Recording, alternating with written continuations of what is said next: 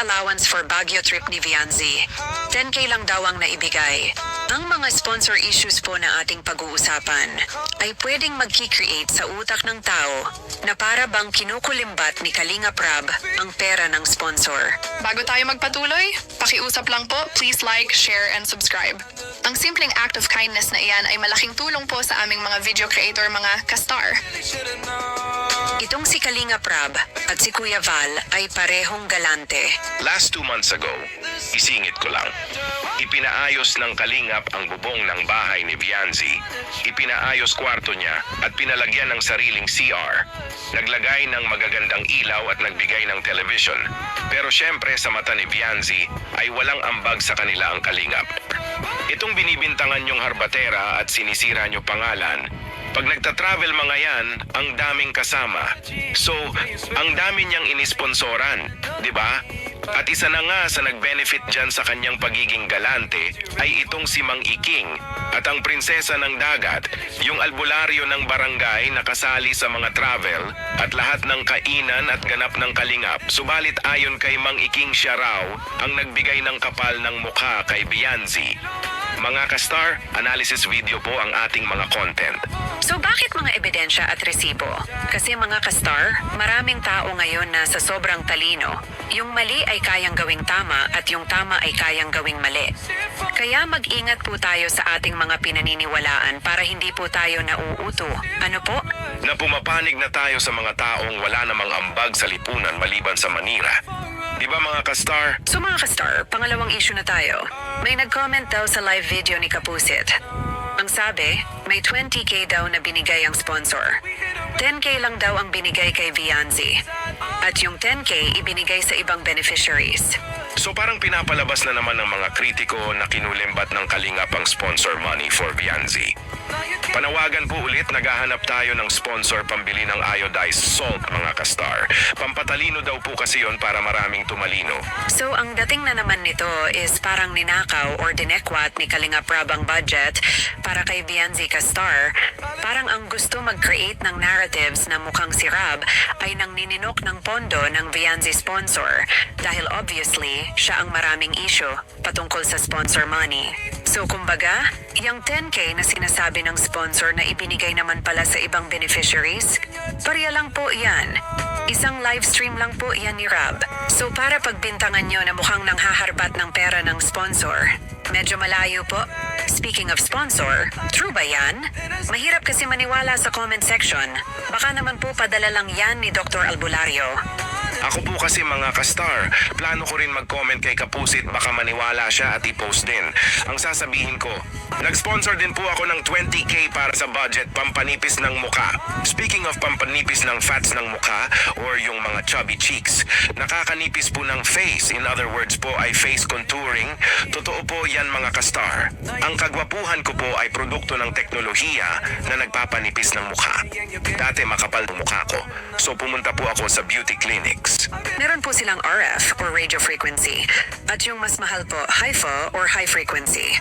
So ayan po yung technology ngayon na nakakatulong magpaganda at magpanipis ng mukha. Kaya ngayon manipis at maayos na ang mukha natin mga ka-star. Balik po tayo sa maliliit na issue na pinapalala ng mga vloggers na gustong pumaldo sa views. So assume natin na legit na sponsor ang nag-comment. Pwede po ba patingin ng resibo? Kasi malinaw dapat ang usapan. Logic mga ka-star, big vlogger po si Rab. Si Kapusit tuldok lang po ang number, kaya nagpapapansin para makilimos ng algorithm ng Kalingap ni Kuya Val at ni Rab. Million po ang subscribers ng mag-ama at ang views po ni Kalingap Rab ay millions din. Ibig sabihin hindi dependent sa kamya. Plus, hindi lang naman po si Vianzi ang nag-iisang angel ng Kalingap na para bang siya lang ang source of income ng mag-ama. Ini-issue lang siya pero namali pa sila. Dami pong angels ng Kalingap para pag-aksayahan siya ng panahon. Ano po? Balik po tayo sa maliliit na issue na pinapalala ng mga vloggers na gustong pumaldo sa views. So assume natin na legit na sponsor ang nag-comment. Pwede po ba patingin ng resibo? Kasi malinaw dapat ang usapan. May ebidensya ba na sinabi talaga na exclusive ang 20K sa isang beneficiary? Kasi common sense lang po, foundation ng Kalingap. Sila po nagha-handle ng distribution. Parang tatay na nag-a-adjust kung saan mas kailangan. So kung wala kang tiwala kay Kalingap Rob na milyon ng subscribers, tapos mas pinili mo yung maliit na channel, choice nyo po yan. Pero kung hindi kayo naniniwala sa pinuntahan nyong sistema, tanong lang, bakit doon kayo nagtiwala? So unless, yun nga po, kailangan talaga ng resibo. Kasi kahit ako po, pwede akong mag-comment na sponsor ako ng 20K pampakinis ng mukha, tapos mag-iimbento ng narrative. Pero hindi ibig sabihin nun legit na. So ang point, huwag basta maniniwala sa comment section. Kasi kahit sino pwede mag-post ng claim at mag-pretend. At kung talagang may concern, mas maigi na diretso sa tamang channel ng foundation, imbes na sa public na nagkukos ng impression na may nangyaring panghaharbat. Kasi ang nangyayari, nagre-recreate ng narrative na parang si Kalingap Rob ay nangungulembat ng sponsor money. So yun po ang issue, mga kastar. Hindi po lahat na nagko-comment ay legit po. Yung iba dyan ay may maitim na layunin na manira ng tao. Dapat po titingnan natin kung anong motibo. Kung ang purpose nyo po ay para sa isang beneficiary lang ang pera, dapat po malinaw ang usapan. At kung wala kang tiwala sa foundation, ay idiretso nyo sa chosen beneficiary nyo, pwede nyo naman sila i-chat sa kanilang mga messengers. Sa korte po ang labanan ay ebidensya kaya dapat maging mapanuri ang lahat sa bawat post. Marami po kasi ang gumagawa ng fake news para magka-views. And remember, may mga tinatawag tayong tanim ebidensya. Kaya maghanap po ng valid na ebidensya bago maniwala. Dahil baka ang advocacy ng ilan ay manira ng isang foundation na either kinaiinggitan or kinaiinisan. Or dahil sa isang personal na motibo na sa estilo ng kritisismo, sa isang mas malaking vlogger, ikaw ay siguradong paldo. Sa tingin mo, kapusit, correct ba ako o tama? Mga kastar, dahil po nagkukwentahan na rin po tayo, kwentahan, so allow me mga kastar na magkwenta na rin ano po. So eto po pala, ang issue po dito, gusto naman pala yung 20K ay kay Vianzi lang ibigay. Yun nga, dapat diretso na lang, huwag na pinadaan kay Kalingap Rob.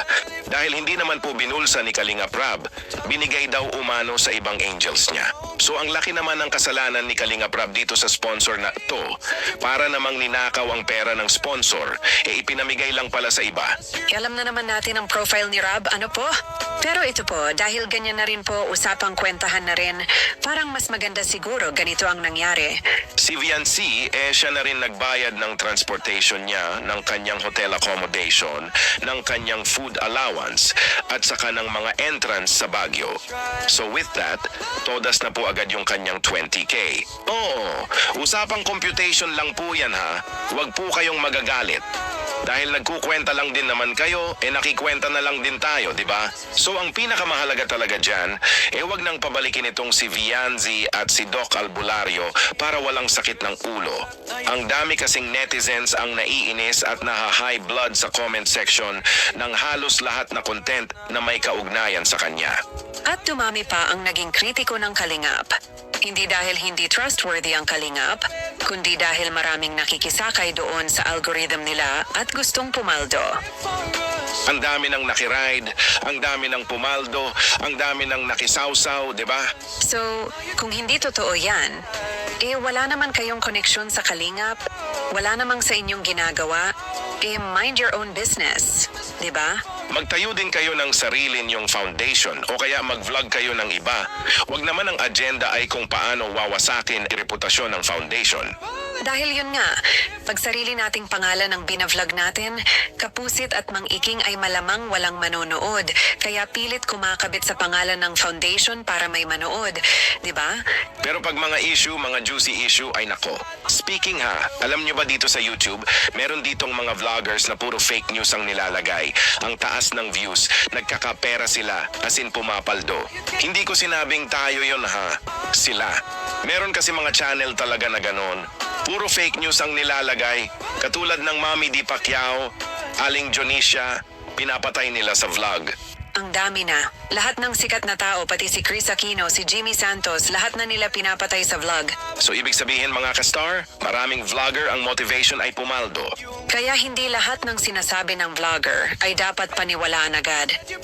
Mahalagang gamitan ng common sense ang mga naririnig, nababasa o napapanood. Teka, bakit ba pinapatulan natin ang ganitong mga issue? Parang nahawa na rin ako sa mga nanggagalayiting netizens. Actually, katulad ni Rab, ako rin po pinilit ko pa ipagtanggol at inuunawa si Vianzi sa mga vlogs ko noon. Pero yung mga comment ng tao, katulad ng isang nag-comment na taga Hong Kong, sabi niya mahirap daw ipagtanggol dahil galit yung mga tao at yun daw ang usapan sa Hong Kong nung araw na yon. So remember, just few months ago, galing pa sa Hong Kong si Kalingap Edo at maraming pasalubong dito kay Marimar.